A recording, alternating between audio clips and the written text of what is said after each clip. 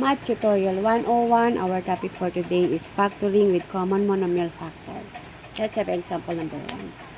Factor out 10x cubed plus 5x. Okay, ang unang step po, we're going to identify the GCF. Dahil, ang unang factor ng 10x cubed plus 5x is the GCF.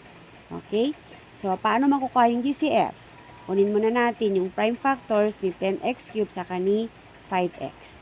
So, the prime factors of 10 ay 5 times 2. Ang prime factors ni x cubed ay x times x times x. Then, prime factors ni 5x ay 5 times x. Okay? Then, titingnan natin yung common sa kanilang dalawa. So, meron silang 5 at meron silang x. So, ang GCF ni 10x cubed saka ni 5x ay 5x.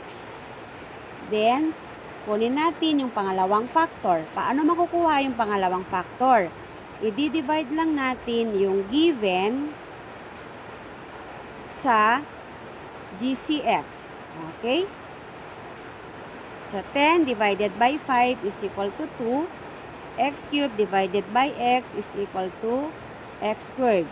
Plus to, kaya plus din yun. 5x divided by 5x is equal to 1. Okay, gets po? Kung gets po, pakisagutan po ang example number 2.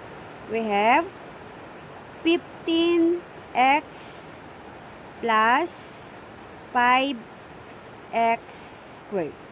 Okay?